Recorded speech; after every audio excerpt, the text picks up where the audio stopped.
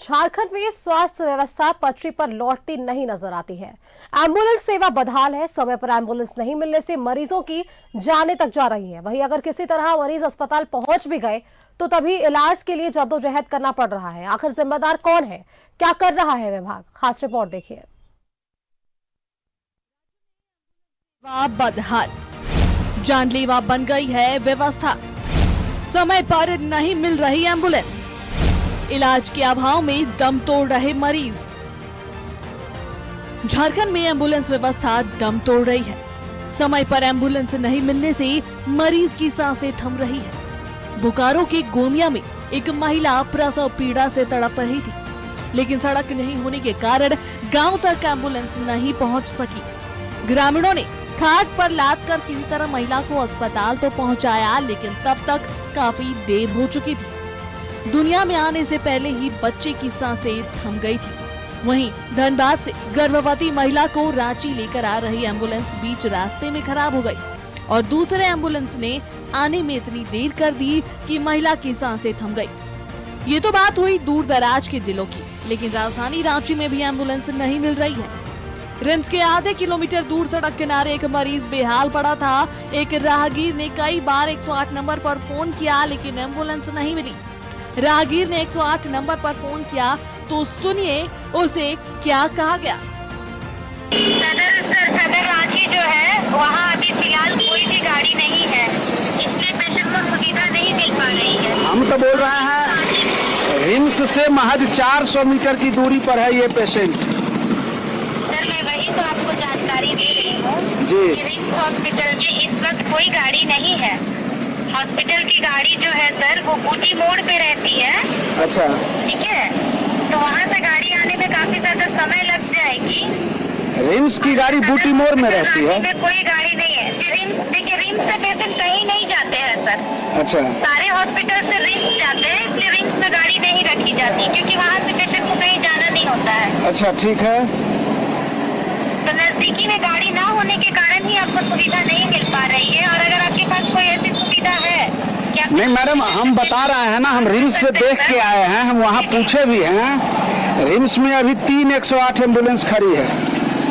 Sir वो पूरे झारखंड जिला से पेशेंट लेकर के आते हैं, तो अलग अलग की बहुत सारी गाड़ी वहाँ पे खड़ी होगी, लेकिन जो पेशेंट को रिम्स से पिक करने के लिए जाएगी ऐसी गाड़ी वहाँ पे कोई अवेलेबल नहीं है। सर अगर सिर्फ 400 मीटर की दूरी आप बता रहे हैं तो वो तो नियरेस्ट है, उसके लिए प्राइवेट व्हीकल यूज कीजिए ना प्लीज, अगर गाड़ी की सुविधा तो नहीं। मैम हम मोटरसाइकिल से हैं।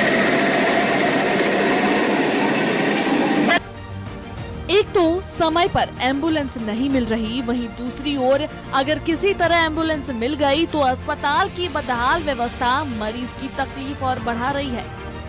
जमशेदपुर के एमजीएम अस्पताल के गेट पर खड़ी एम्बुलेंस में महिला प्रसव पीड़ा से तड़प रही थी। परिजन डॉक्टर और कर्मी से हाथ जोड़कर जल्द एडमिट करने की गुहार लगाते रहे, लेकिन तो डॉक्टर और ना ही कोई कर्मी ने उनकी बात सुनी।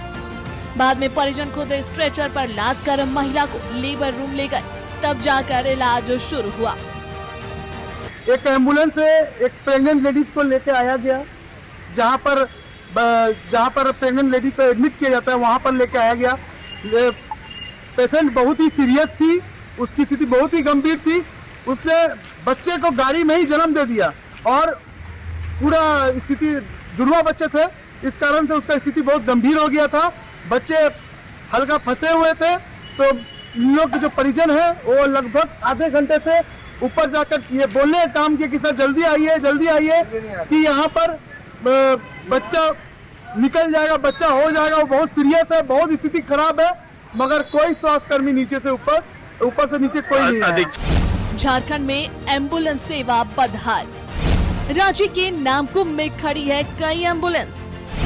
उद्घाटन के बाद भी सड़कों पर नहीं दौड़ रही कई एम्बुलेंस। कुछ को मिले कागजात और ड्राइवर, कुछ एम्बुलेंस अब भी है खड़ी। दूसरी ओर मरीजों को नहीं मिल रही एम्बुलेंस।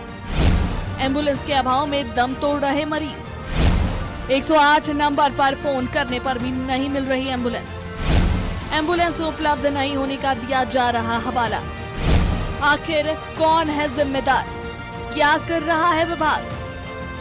स्वास्थ्य मंत्री स्वास्थ्य व्यवस्थाओं को पटरी पर लाने का दावा करते हैं, लेकिन देख लीजिए स्वास्थ्य मंत्री जी एम्बुलेंस के अभाव में मरीज दम तोड़ रहे हैं, वहीं अस्पताल पहुंचने पर भी इलाज के लिए जद्दोजहद करना पड़ रहा है।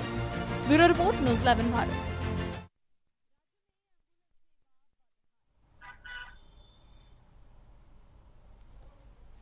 आपने ये पूरी रिपोर्ट देखी है। इस पूरे रिपोर्ट में इससे ये अंदाजा लगाया जा सकता है कि ना सिर्फ एम्बुलेंस की व्यवस्था पर, ना सिर्फ अस्पताल की व्यवस्था पर सवाल उठ रहे हैं, बल्कि अस्पताल के अंदर आखिरकार डॉक्टर्स क्या कर रहे हैं, चिकित्सक क्या कर रहे हैं, इस पर भी सवाल उठ रहा है।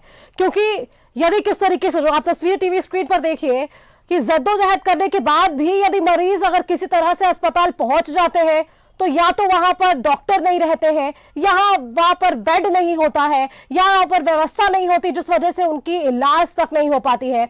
आपने देखा होगा न्यूज़ 11 भारत की यही टीवी स्क्रीन पर कल और इसके पहले भी लगातार हमने वो तस्वीर आप तक दिखाई है, किस तरीके से ये दो तस्वीरें सामने आई थी, जहां धनबाद से भी और जमशेदपुर में भी हमने ये पूरा वारदात देखा था। किस तरीके से एक मरीज को पहले तो अस्पताल पहुंचने में परेशानी हुई, और जब एम्बुलेंस के लिए फोन किया जाता है, 108 नंबर पर कॉल किया जाता है, तो क्या कुछ सुनने को मिलता है। ये आपने इस कॉल रिकॉर्डिंग में भी सुना कि इन्होंने साफ तौर पर कहा कि अभी अस्पताल में इस वक्त एम्बुलेंस नहीं है।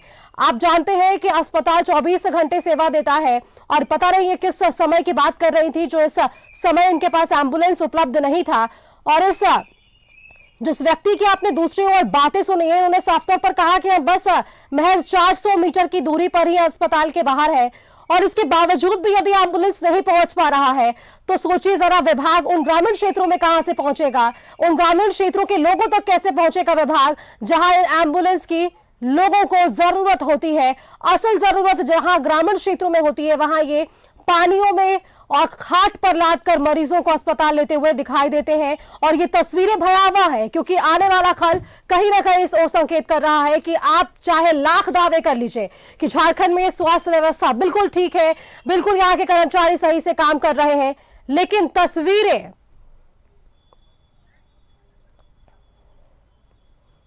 तो देखिए तस्वीरें आपने देखी, और अब इसी तस्वीरों पर और भी जानकारी के लिए हमारे साथ तमाम हमारे सहयोगी जुड़ेंगे, जो कि हमारे साथ जमशेदपुर से संवाददाता मनोज जुड़ चुके हैं, रांची से संवाददाता सत्यव्रत किरण जुड़ चुके हैं, और हमारे साथ धनबाद से संवाददाता अशोक जुड़ गए हैं।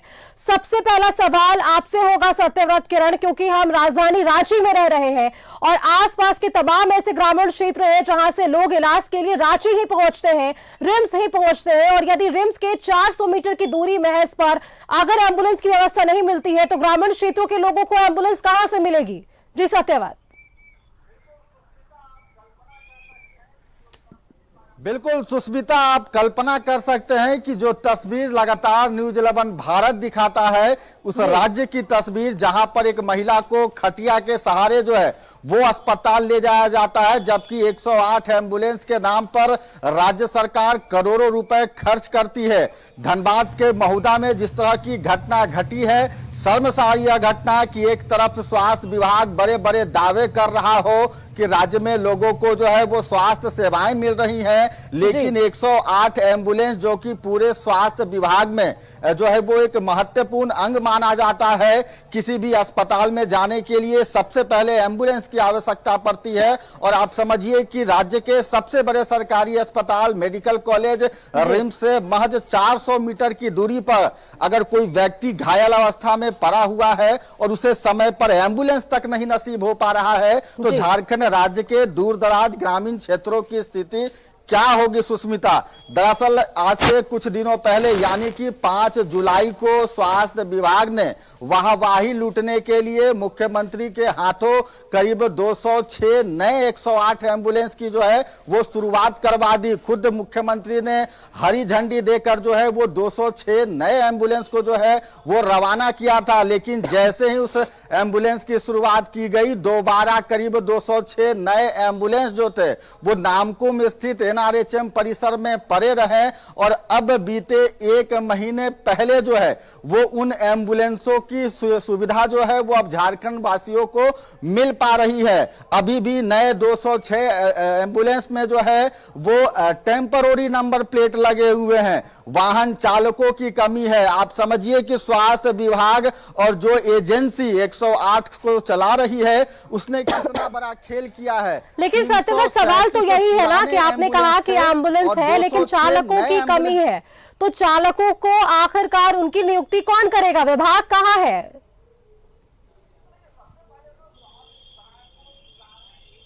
तो देखिए, सबसे पहले तो स्वास्थ्य विभाग को पुराने 108 एम्बुलेंस की जो है वो फिटनेस सर्टिफिकेट चेक करने की जरूरत है, क्योंकि 337 पुराने 108 एम्बुलेंस जो हैं वो ज्यादातर कबाड़ हो चुके हैं। कई एम्बुलेंस में जंग लग चुके हैं, कई एम्बुलेंस में बैटरी की समस्या है, कई एम्बुलेंस स्टार्ट नहीं हो पाते हैं, कई एम्बुलेंस में इंजन में खराबी है। और मैं आपको बताऊं कि एक दूसरे एम्बुलेंस का सामान निकालकर, यानी कि एक दूसरे एम्बुलेंस की बैटरी निकालकर जो है वो दूसरे एम्बुलेंस को चलाया जा रहा है।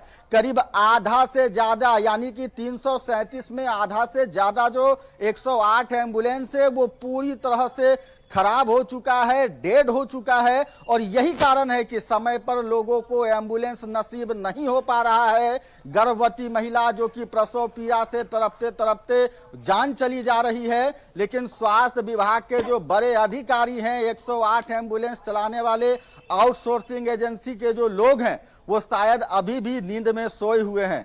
सुष्मिता। बिल्कुल सत्यव्रत, आपसे अभी बहुत सारे सवाल पूछ रहे हैं क्योंकि ये पूरा मुद्दा राजधानी रांची से जुड़ा हुआ है। हमारे साथ और भी सहयोगी हमारे साथ जुड़े हुए हैं। जमशेदपुर से मनोज जुड़े हुए हैं। मनोज, देखिए, हाल के दिनों में हमने देखा किस तरीके से राज्य में डेंगू और चिकनगुनिया के मरीज मिले, और आप अमूमन ग्राउंड जीरो पर थे, आप अस्पतालों में थे, वहां क्या कुछ व्यवस्था थी, ये लगातार आप हमारे दर्शकों को दिखा रहे थे। इस बीच पहला सवाल आपसे कि वहां क्या कुछ व्यवस्था थी अगर मरीजों के संदर्भ में बात करें तो, और दूसरी, यदि यहां मरीज पहुंच नहीं पा रहे हैं तो उनके लिए क्या कुछ जो है अस्पताल प्रबंधन की ओर से वैकल्पिक व्यवस्था कर रखी गई है? देखिए, निश्चित तौर पे ये सवाल तो लाजमी है और आम लोगों से जुड़ा हुआ, और वैसे लोग जो गरीब है, जिनके पास पैसा है उनके लिए ये सवाल तो निश्चित तौर पे है ही नहीं, क्योंकि उनके पास सारी व्यवस्थाएं हैं। लेकिन गरीब के लिए सरकार जो योजना लेकर आई है, जो एम्बुलेंस रखी है 108 नंबर, वो अगर आप फोन करेंगे तो वो सबसे पहले तो ये कहेगा कि आप ये बताइए कि आपके पास बीमारी क्या है, क्योंकि फोन पर बात करने वाला कहता है बीमारी क्या है। अगर प्रसव की बात है तो बोलेगा कि सीधे वो दूसरे एम्बुलेंस को फोन कीजिए।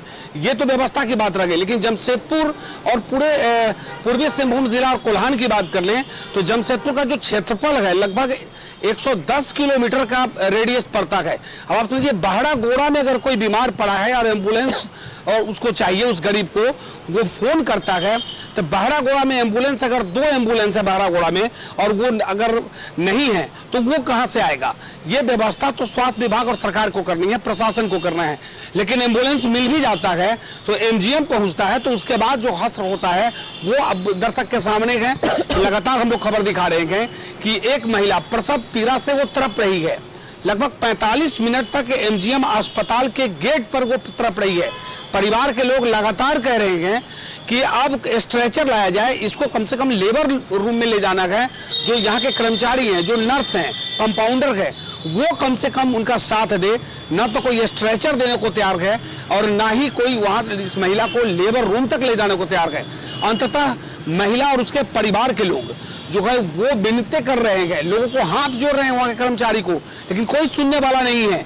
अंततः उस महिला ने 2 बच्चे को जन्म दिया और वो भी एम्बुलेंस में जन्म दे दिया। उसके बावजूद भी, जब स्थिति बिगड़ गई, उसके बावजूद भी कोई नहीं ले गया।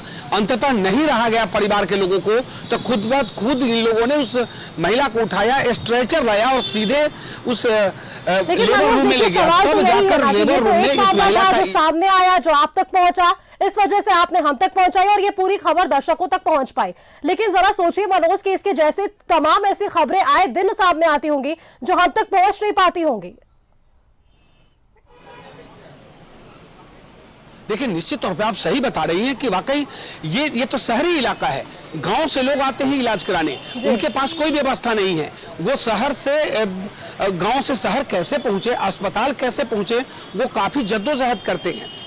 एक तो उनके पास पैसा नहीं, एक तो सही से इलाज नहीं हो पाता है। लेकिन सरकार जो व्यवस्था कहती है और सरकार जो कहती है उनके कथनी और करनी में कितना फर्क है ये देखने लायक है कि निश्चित तौर पे न एम्बुलेंस मिलता है, न डॉक्टर अस्पताल में बैठते हैं, और यहाँ तक कि जो इलाज कराने के लिए मरीज आते हैं उनको सही से इलाज नहीं होता है। अस्पताल में दवाएं नहीं है। सरकार कहती है कि करोड़ों रुपए हम अस्पताल में खर्च कर रहे हैं दवा पे, वो भी नदारत है। बेड नहीं है, टूटा हुआ बेड है, लोगों को इलाज भी अगर हो रहा है तो चेयर पे हो रहा है। तो आखिर ऐसा क्यों?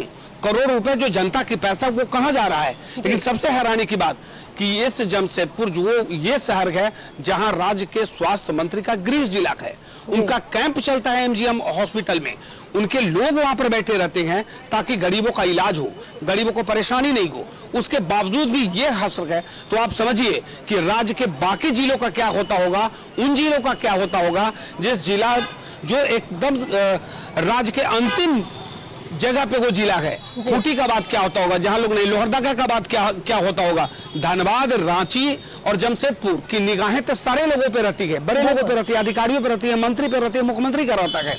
लेकिन उन जिला का क्या होता होगा जिस जिला के बारे में लोग सोचते भी नहीं है, वहां के लोग कैसे रहते होंगे, ये भी सोचने की जरूरत है। जी बिल्कुल मनोज, आपके पास ही वापस आएंगे, आपसे भी कई सवाल लेने होंगे, क्योंकि जो तरीके से आपने कहा कि वहां स्वास्थ्य विभाग के कई अधिकारी वहां लगातार कैंपिंग करते हैं, इसके बावजूद भी ये तस्वीरें आना बेहद शर्मनाक। लेकिन हमारे साथ धनबाद से संवाददाता अशोक भी जुड़े हुए हैं, उनसे एक सवाल लेते हैं। अशोक, क्या धनबाद में 108 डायल करने पर एम्बुलेंस पहुंचती भी है या वहां भी यही हाल हमें देखने को मिल रहा है? जी देखिए सुस्मिता, अगर हम बात करें एम्बुलेंस की तो एम्बुलेंस की स्थिति पूरी जर्जर हो चुकी है। देखिए अभी भी पुराने एम्बुलेंस चलाए जा रहे हैं, इसे 9 एम्बुलेंस आया था 9 एम्बुलेंस, लेकिन कर्मचारियों की कमी बताई जा रही है कि यहाँ कर्मचारियों की कमी है।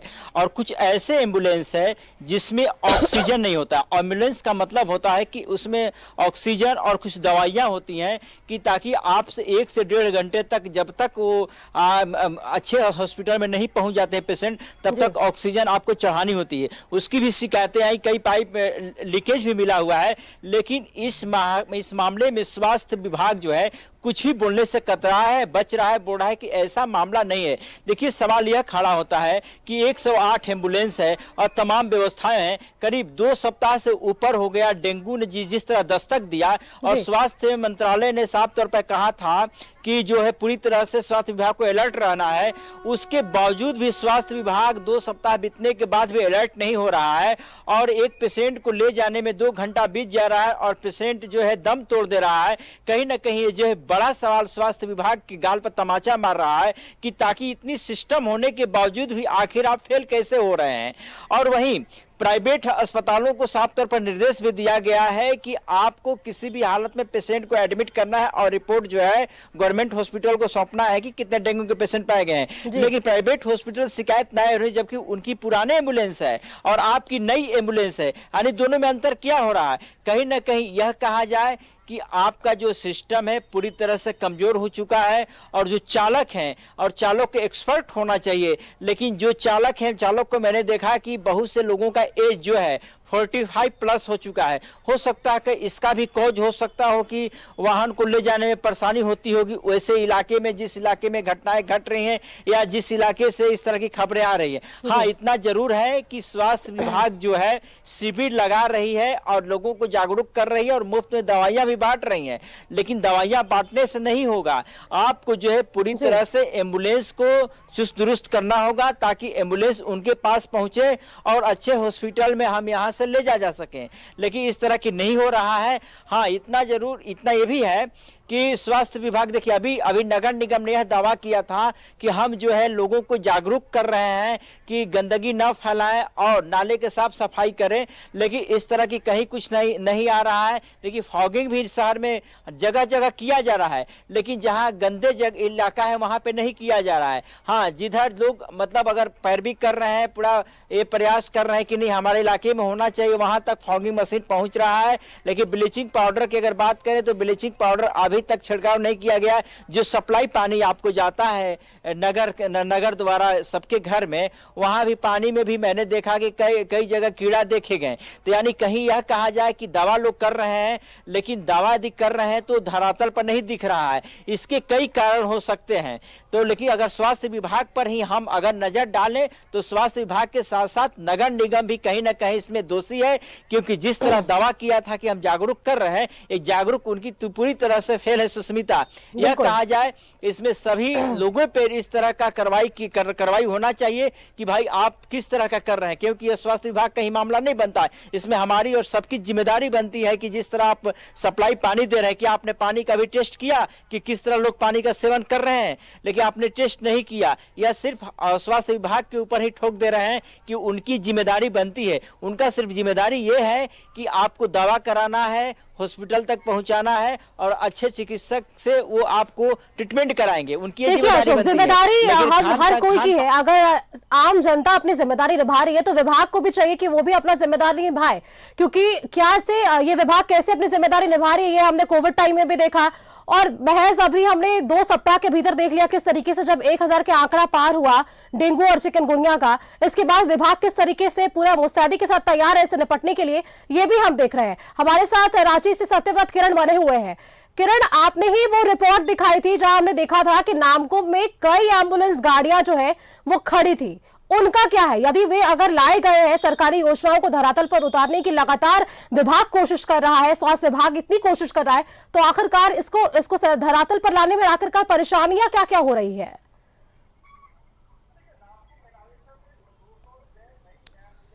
तो देखिए, नामकुम एनआरएचएम में जो 206 नई एम्बुलेंस लगी हुई थी, फिलहाल उनमें से कुछ एम्बुलेंस जो है वो अब सड़कों पर आपको दिखाई देगा, लेकिन टेम्पररी नंबर प्लेट के साथ, क्योंकि अभी भी उन 206 नए एम्बुलेंस के जो चालक हैं वो कंपनी ने अब तक हायर नहीं किया है। मैं आपको एक पुरानी बात बताता हूं सुस्मिता, कि इस खबर को मैंने काफी प्रमुखता से बनाया था, न्यूज 11 भारत ने इस खबर को काफी प्रमुखता से दिखाया भी था, और स्वास्थ्य विभाग के जो अधिकारी जो कि नींद में रहते हैं उनकी नींद भी खुली थी और इस पूरे खबर पर संज्ञान हुआ था। आज से कुछ साल पहले की बात है, जब एक महिला जो कि गुमला से रिम्स आई थी इलाज के लिए। दरअसल उसके पति की सड़क दुर्घटना में चोट लग गई थी, गंभीर स्थिति में गुमला सदर अस्पताल से उसे रिम्स मेडिकल कॉलेज रेफर किया गया था बेहतर इलाज के लिए। उस महिला के साथ एक छोटा बच्चा भी था इलाज के लिए। 108 एम्बुलेंस की जो सुविधा है वो उस मरीज को, उसके साथ उसके जो परिजन थी, उसकी पत्नी महिला, उसे जो है गुमला से रिम्स ले आया जाता है। रिम्स लाते ही रिम्स के इमरजेंसी विभाग में जब चिकित्सक उस मरीज का इलाज करते हैं तो मरीज की मौत हो गई रहती है। जैसे ही महिला को पता चलता है कि उसके पति की मौत हो जाती है, दोबारा उसी 108 एम्बुलेंस के पास जाती है और वो बताती है कि उसके पति की मौत हो गई है। जहां से एम्बुलेंस उसे लेकर आया था वहीं लेकर उसे फिर दोबारा यानी कि उसके घर गुमला उसे पहुंचा दे। लेकिन एम्बुलेंस चालकों ने जो है वो हवाला दिया कि 108 एम्बुलेंस जो है वो मरीजों के लिए है, ना कि डेड बॉडी के लिए। आप समझिए कि उस वक्त क्या गुजर रही होगी। रात के करीब 1:30 बजे एक महिला को उसके पति के 100 के साथ, तो सत्यव्रत ये सवाल विभाग से भी पूछना चाहिए ना हमें कि आखिरकार जब मरीजों के लिए 108 एम्बुलेंस बनाया गया तो डेड बॉडीज का कैसे जाएगी? अगर ये सवाल आपसे आम जनता ने पूछी है तो हम भी विभाग से ये सवाल पूछेंगे जरूर कि आखिरकार जब मरीजों के लिए 108 एम्बुलेंस बना दिया गया है तो शवों को कैसे पहुंचाया जाएगा उनके घर तक? ये भी तो एक बड़ा सवाल है सत्यव्रत।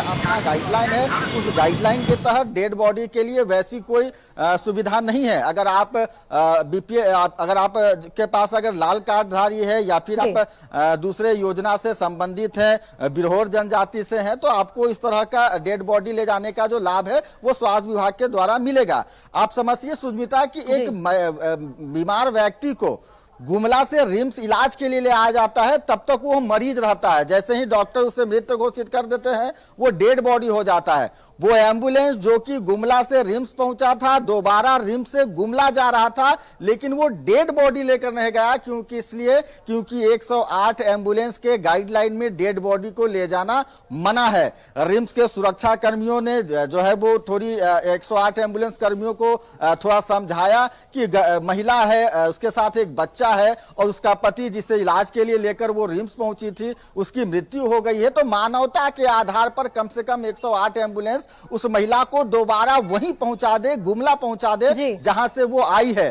सुरक्षा कर्मियों के डर से 108 एम्बुलेंस चालक उस डेड बॉडी को, उसके साथ महिला को और बच्चे को लेकर जाते हैं, लेकिन जैसे ही मेडिकल चौक पार करते हैं बरियातू में रात को 1:30 बजे, सुस्मिता आप समझिए आपके रूह कांप जाएगी कि रात को 1:30 बजे एक महिला को उतार दिया जाता है उसके पति के डेड बॉडी के साथ, और उसके साथ एक छोटा बच्चा होता है। इस खबर को हमने प्रमुखता से दिखाया था, स्वास्थ्य विभाग के अधिकारियों ने इस खबर पर संज्ञान भी लिया था। तो 108 एम्बुलेंस का नाता शुरू से विवादों में रहा है सुस्मिता। अभी जो 206 नए एम्बुलेंस खरीदे गए हैं, ज्यादातर वो एम्बुलेंस नहीं है बल्कि बस हैं। अगर आप कॉल सेंटर में फोन करेंगे कि आपको एम्बुलेंस की आवश्यकता है, तो पहले कॉल सेंटर के लोग पूछेंगे कि आपका घर जो है वो अगर गली में है तो आप बाहर निकल जाएं, तब आपको एम्बुलेंस मिल सकेगा। यानी कि स्वास्थ्य विभाग को जरूरत नहीं थी ऐसे बस खरीदने की, जो अब अत्याधुनिक कई तरह के एम्बुलेंस मौजूद हैं।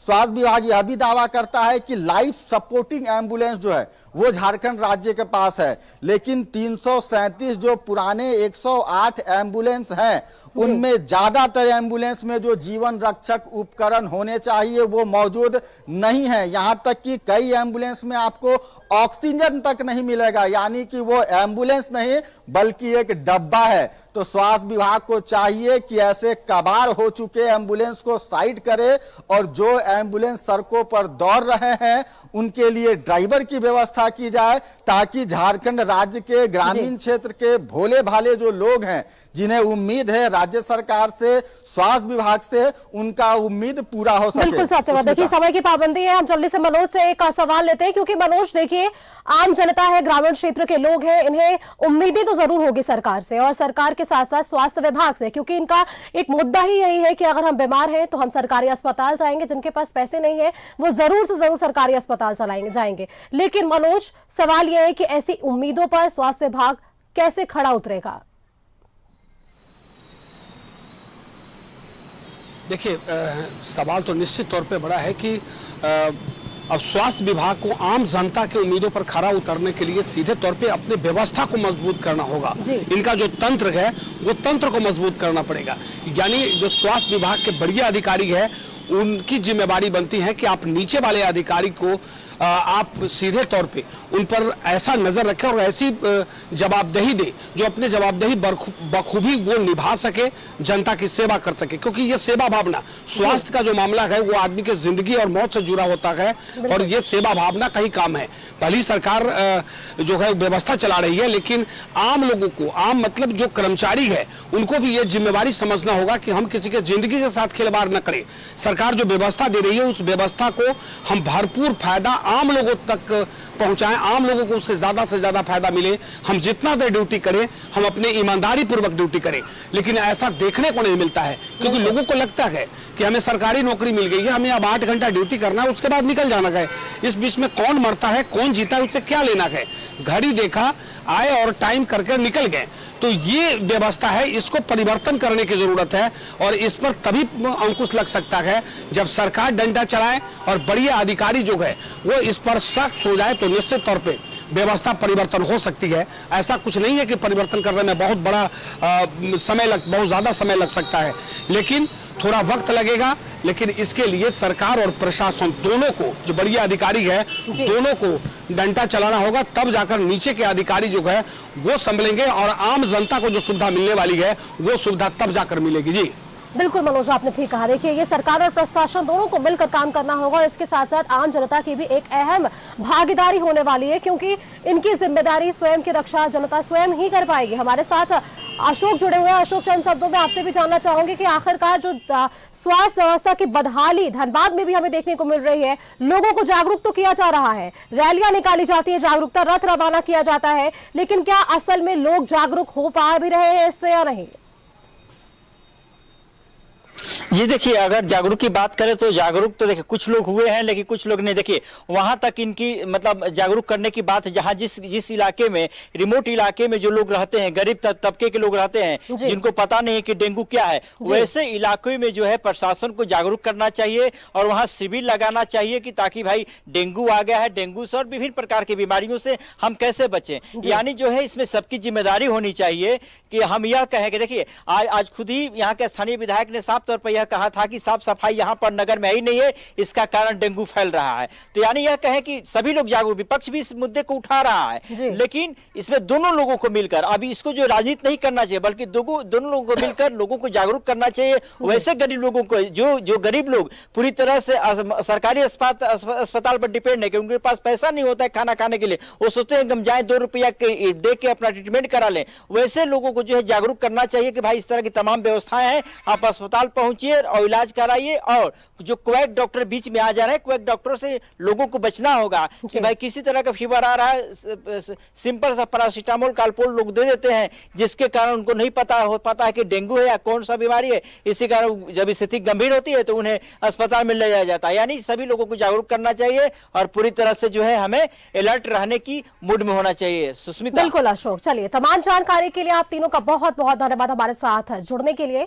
ये थे हमारे साथ रांची से संवाददाता सत्यव्रत किरण, जमशेदपुर से संवाददाता मनोज और धनबाद से संवाददाता अशोक, जिन्होंने खुलकर ये पूरी घटनाक्रम को आपके सामने रखा। किस तरीके से इसके पहले हमने देखा कि स्वास्थ्य व्यवस्था के बदहाली के कारण कई गर्भवती महिलाओं ने अपनी जानें गंवा दी, कई बच्चों ने अपनी जानें गंवा दी हैं, और इस बीच देखिए तमाम लाख दावे कर ले सरकार और स्वास्थ्य व्यवस्था, लेकिन धरातल पर क्या कुछ तस्वीरें हैं ये न्यूज 11 भारत लगातार आप तक पहुंचाते रहेगा, और इस पर क्या कुछ जानकारियां लोगों तक सही तरीके से पहुंच पाती है ये भी एक अहम भूमिका निभाती है। और आशा है कि इस खबर के चलने के बाद जब भी किसी भी क्षेत्र में, अगर झारखंड राज्य में आप हैं और कहीं जिले से भी आप अगर फोन कर रहे हैं और 108 नंबर पर यदि आप डायल करते हैं तो आप तक एम्बुलेंस जरूर पहुंचेगी।